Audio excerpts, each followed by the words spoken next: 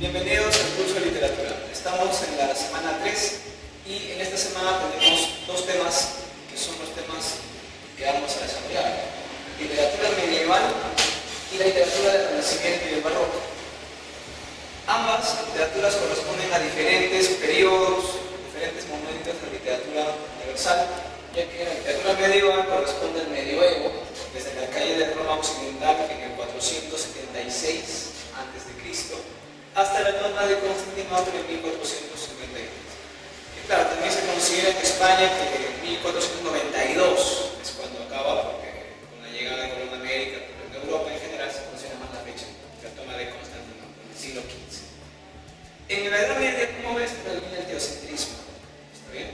Esto va a cambiar con el advenimiento de la Edad Moderna. La Edad Moderna empieza con el Renacimiento, un movimiento cultural que se inicia en Italia y se expande a Europa. Y luego continúa con el Barroco, ya en el siglo XVII. ¿Está bien? Vamos a revisar primero la literatura medieval. Predomina el teocentrismo, como indicamos. Entonces, Dios es el centro. Por lo tanto, la vida de los seres humanos está supeditada a la voluntad de Dios. En aquella época, por ejemplo, si dos caballeros pelean, no gana el mejor, gana el que Dios permite que gane. Por lo tanto, Dios no va a permitir ninguna injusticia. Adelantando a la semana 5, les menciono que en el cantar de Mío Cid, por ejemplo, el Mío Cid, después de que han sacado a las hijas, sus infantes de carga, pide un duelo, dice juicio de armas, porque él quiere que sus mejores caballeros se vayan a duelo con los infantes de carrera. Esto se debe a que él quiere demostrar ante todos que él tiene la razón y que los traidores son los infantes de carrera, ya que Dios no va a permitir que un injusto gane un combate de caballeros. Y efectivamente, en la obra nos enteramos de que los hombres de Cid vencen a los infantes de carrera. Esto se debe a que él quiere demostrar porque Dios va a ayudar a los justos. ¿Está bien?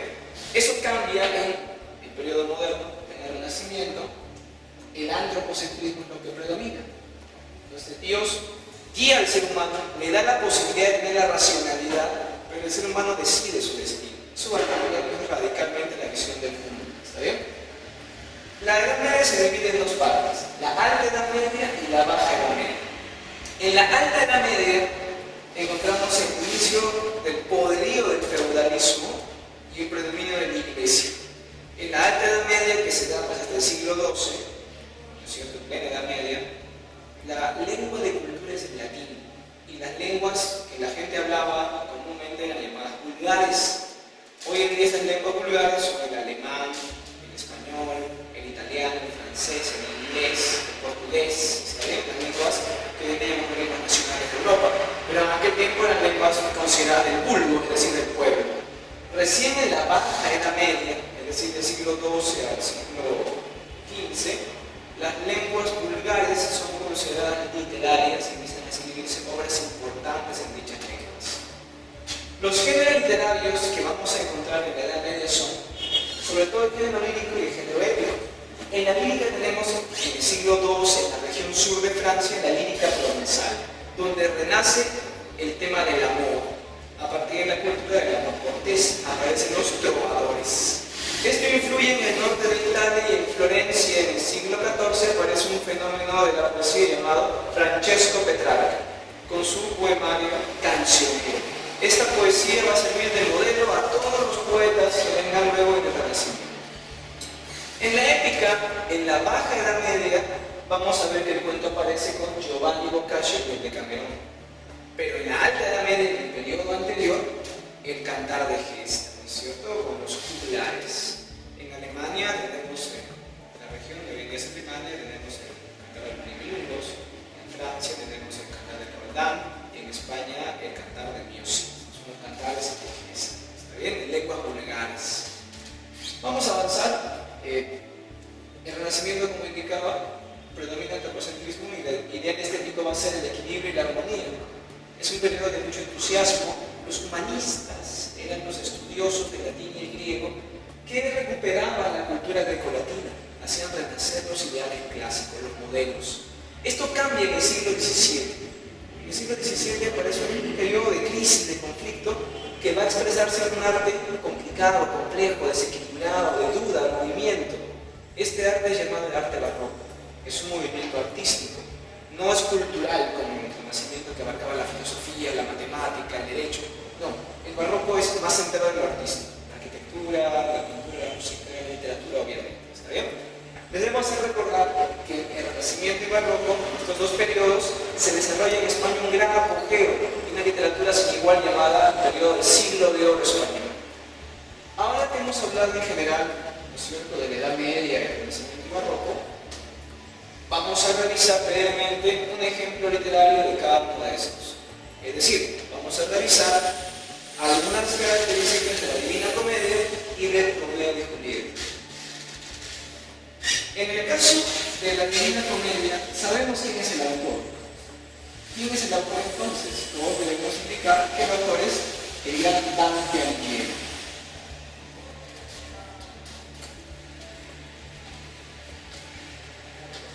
Dante Alighieri. Autor italiano, considerado el más grande autor de Italia de todos los tiempos. El género literario de la Divina Comedia es el género épico. Y la especie, recordemos la especie, poema épico.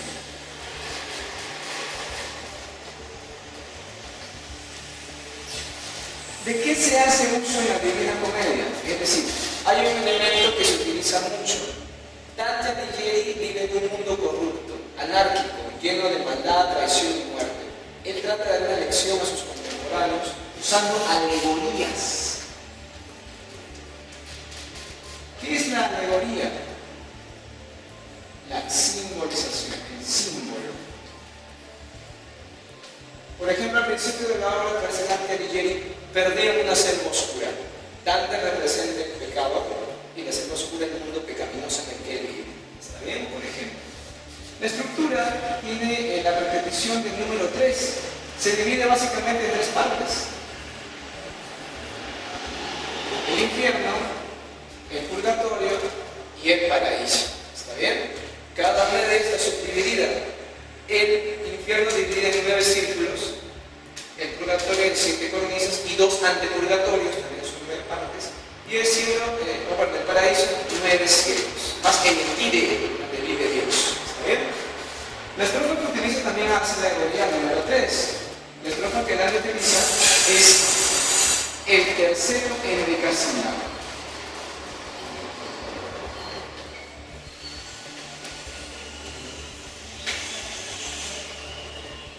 Es decir, 3 versos de 11 sílabas por cada estrofa. La repetición del número 3 tiene una connotación religiosa, la Divina Trinidad. Dante Alighieri no dejó nada al azar en esta obra. El tema principal va a ser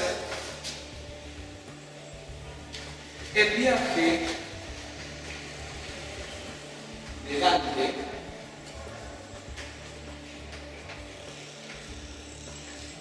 por los mundos de ultratumba.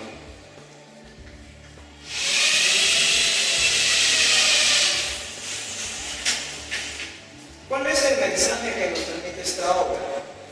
Lo principal es que Dante está extraviado en el pecado y viene la razón a salvarlo, que es Virgilio, el gran escritor romano.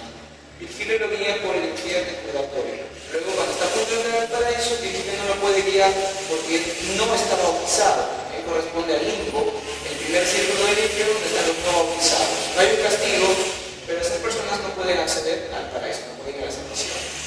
Cuando él tiene que entrar al paraíso, viene Beatriz, que representa la fe salvadora de la gracia divina, y ella lo va a guiar por el paraíso, por los 9 cielos.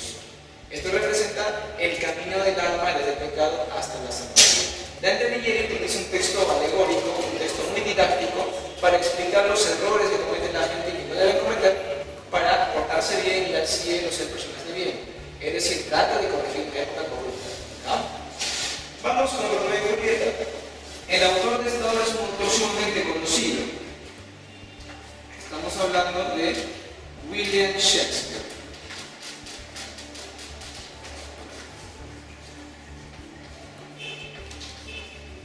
William Shakespeare, al igual que Cervantes, otro escritor grande de su época contemporánea, es un autor como decimos en el argot literal, a caballo entre el Renacimiento y el Barroco. Es decir, un autor que pasa su juventud en el Renacimiento y llega a la madurez durante el Barroco.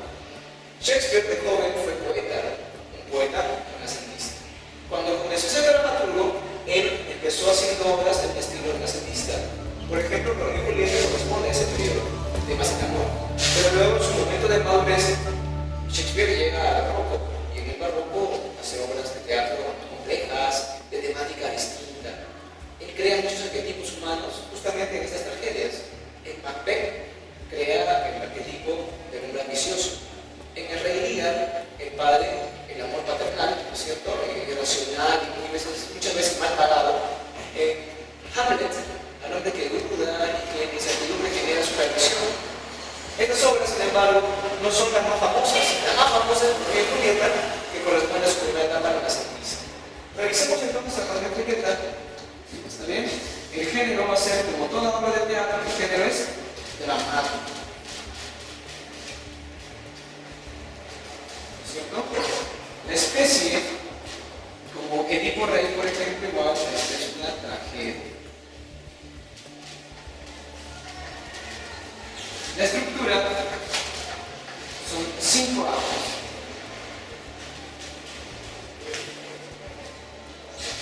El tema va a ser el amor juvenil.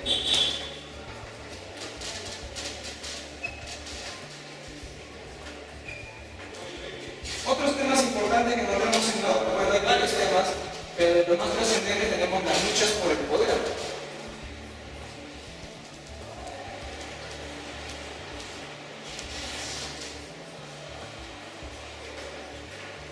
El duelo,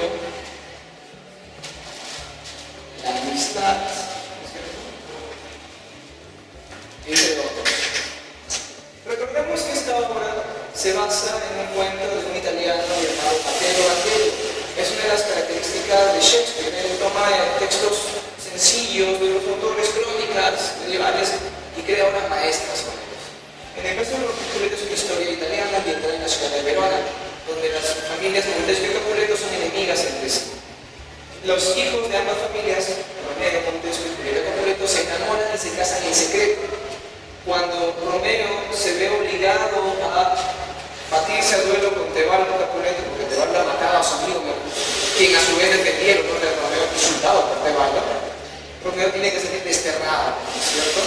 Julieta, desesperada porque la quieren hacer obligar a casarse con otro hombre, con el conde de París, pide auxilio a Fray Lorenzo, el único que los puede ayudar porque es el que sabe que están casados. Ahora Fray Lorenzo propone la idea de casar por muerta.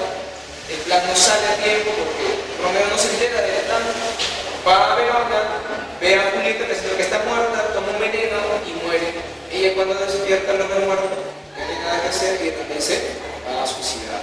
No pudieron evitar la muerte de los chicos y las familias también conmovidas tras el relato de Fray Lorenzo terminan reconciliándose. Otros temas por eso son las luchas por el poder de las familias, el duelo, porque hay muchos duelos.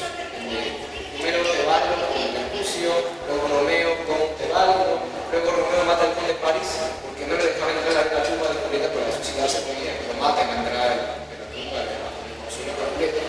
Y también la amistad. Vemos como Mercucio se juega la vida por su amigo Romeo y va a morir a manos de Tebaldo. Son otros temas que aparecen en esta obra. La obra original fue compuesta